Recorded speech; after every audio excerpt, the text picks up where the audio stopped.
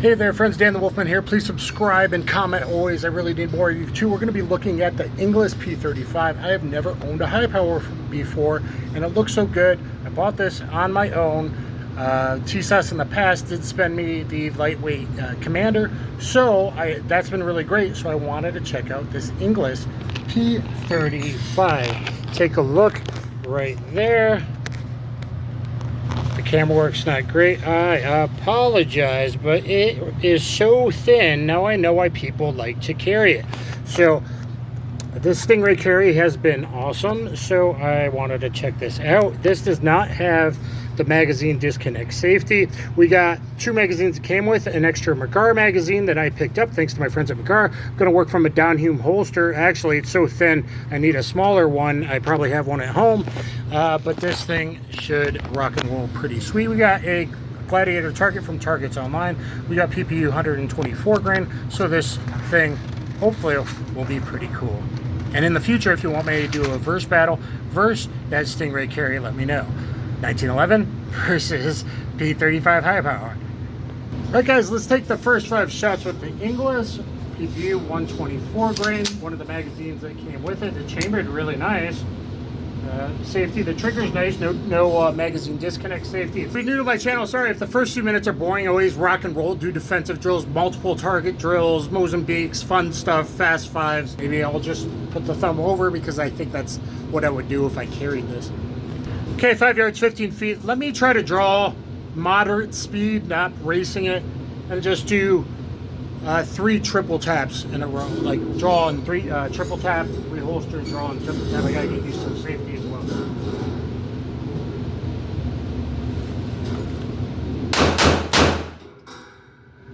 Let's pull it in and see where those are, and then I'll probably just leave it out there after that. Yeah, so I'm okay with that. That's all center line. I literally have all 3 on the sides of the spine, 2 in the heart. 1, 2, and 3. Gladiator targets online, so that's good to go. Let's put it out there and do it again. And this is the other magazine that came with it. Let's do it again. It's got PPU. No, it's got 124 PPU, yeah, and then at the bottom it's got some 115 SMB, which is pretty hot, so it should run it okay. Like that, hopefully. Hey man, I don't want any trouble. I don't want any trouble. Back off! First shot is bad. I think to the left, maybe not. Maybe I auto-corrected it fast. Hey dude, I don't want any trouble. Okay, so let's see how those were. I mean, pretty common defensive type of drill, and it's my first time with the platform. Okay, so obviously it's very shootable. I did 3 draw to triple taps, and I have 8 out of the 9 rounds in what I call the A+ box in the shutdown. 4 of which are touching the spine, 4 of which are in the heart. We got some others in the lungs, but very close to like the main part you need to be going for. I don't know if that's 4 by, it's probably a 4x6 card to the looks of it, just like original SEAL Team 6 before everyone knew the name, DevGru before it was changed. Red Team, they were doing 4x6, 3x5, I believe, and 1 in the lungs. So 8 out of 9, so all A zone, like USPSA, but 8 really where you want them. So defensively, Hi-Power doing really good. All right, guys, since I have the world's fastest Mozambique, like literally, I think, little cheating, but not really, from concealment, even not from concealment, 0.78 seconds is really fast for a Mozambique failure drill. That was with a new to me red dotted STR9C with a Gideon Omega turned off.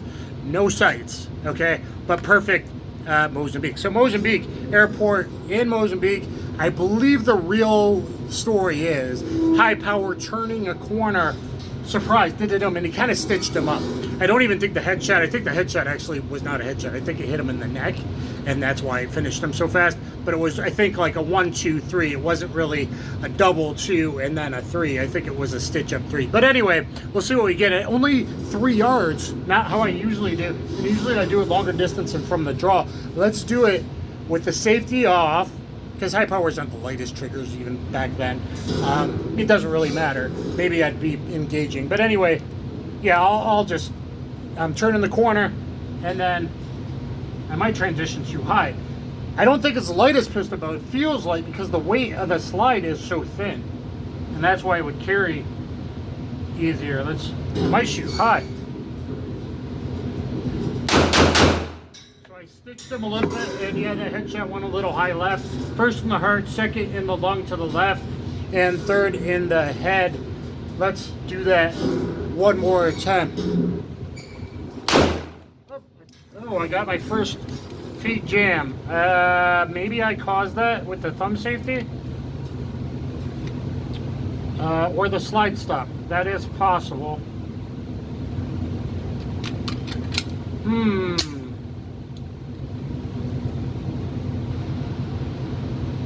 I think hrfunk said something about the slide stop being possible to engage up. It is long. I think that's what I did. Okay, let's make sure my thumb's over the safety and not the slide stop, slide release. Just do a couple more. It handles nice. I think that's what happened. I believe my friend hrfunk had mentioned that. And Greg Lionquest Fitness, I think you would dig this INGLIS P35 quite as well. Found a great deal. Just saying, I bought it with my own money. Found a good deal instead of bugging SDS Imports in Knoxville, Tennessee about it. So we got 1, 2, I think that's a double. 1, 2, 3, 4, 5, 6. So there's my 6 rounds. 1, 2, 3. Originally it was 1, 2, and 3 was my first one. Then I don't know where the second one was. It was probably something like that. And then, I don't know, I did boom, boom, headshot there. So, obviously the Hi-Power works. It worked in real life in Mozambique, and that's why it's called the Mozambique, or the failure drill, or the body armor drill. Alright guys, this thing's been awesome so far. So that one stop I think was induced by me. Again, I have XL hands, thick fingers, not the longest, but long enough that I can inadvertently get that thumb stop slide release because it's a long lever. As long as I stay over it though, that shouldn't happen. So as long as I sweep it and stay over it like a 1911, even though this is maybe a medium beaver tail, I think it's like a Mark III clone, I'm not getting any slide bite. So I can do that, I think. So now the Gar magazine's the best in the world. Thank you for sending that out. Now I got 2 bad guys, okay? So I got first guy at 5 yards, guy off to the left, and it's clean line of fire. I just checked it. Is at 8 yards. Because of that, I want to make sure I'm in the backstop with no even question about it. So 5 yards and 8 yards, or 24 feet. So let's just engage these guys. Let's see, I got 15 of PPU in there, 124 grain.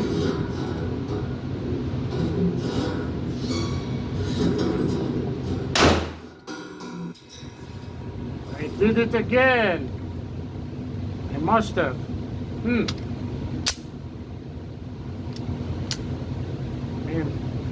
I didn't disassemble it, but I did kind of oil it a bit with a rag here.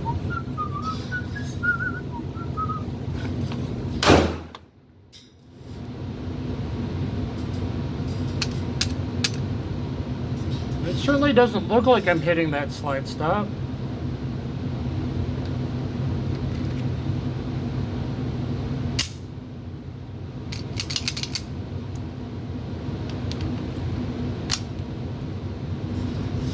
Okay guys, we're just going to do a double riding the safety and see if I get any failures instead of doing it as a defensive drill.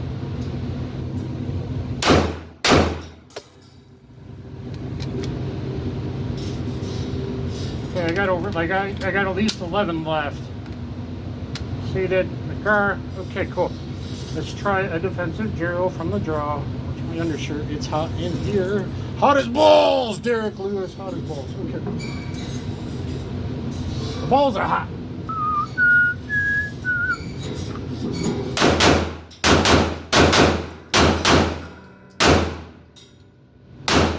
I hope I didn't pull that one right, that last headshot. Re-engage the safety, and let's check out the targets. Okay guys, on reps, Colion, Greg from Lionquest Fitness, the main guy here at 5 yards. Everything's a little left. That's probably shooter, and I think it's my hand size. And the thumb over is pulling the pressure to the left. Maybe I need to increase grip pressure with my left hand. I'm just shooting it like I shoot everything else. Got a few in the heart right there, cluster. And the rest in the lungs, off to the left and one down there. Headshot, a little left again. but very, very left on the transition to 8 yards. Now, I do have a tendency to overswing, and this feels, kind of handles like a lighter pistol because there's weight in the grip, but there's not much in the slide out front. I think it's a 4.7 inch barrel. Let me know down below. But that's bad overswinging on me, plus the thumb pressure. So I don't know, guys. I don't know, guys. Let's see how many rounds I got left of a 45 round 3 mag review. That way maybe I can do the Commander before I run out of time versus 1911 versus Hi-Power. All right, guys, since I've mentioned my friend hrfunk, hrfunk, his English review, I've got 1 round of the 45 left. I put 3 in here. I think he does a 7 or a 10 yard tack driver shot. I know that now. I'm pulling everything to the left. It is what it is. So I put a red pasty right between his eyes. Let's see if it's a red pasty tack driver. It's probably the shooter pulling left though. I might have Kentucky windage it. We'll see. Okay.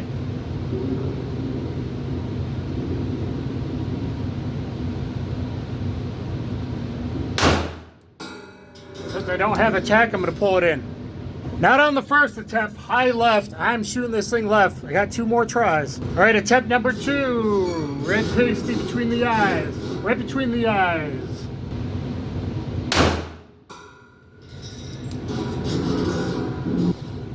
Let's see. Did I get it on attempt number 2? Probably not. No, still high left. Still high left. Now the left I know. I'm going to have to 6 o'clock in Kentucky windage it, guys. Last attempt at the shot him right between the eyes test. I'm not going to put the pressure. I'm going to be released and see if I can get a clean trigger press.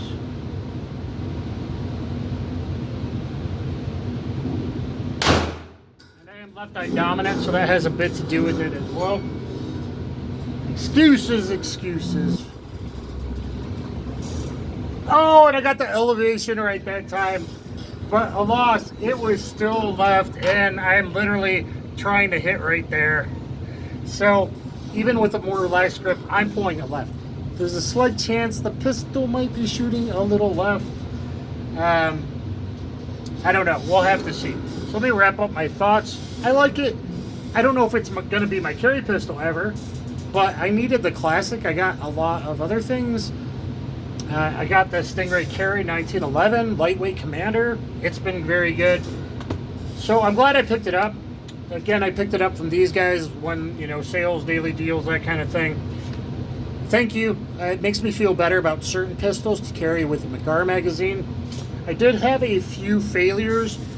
I think that was all user-induced failures. I have yours in there.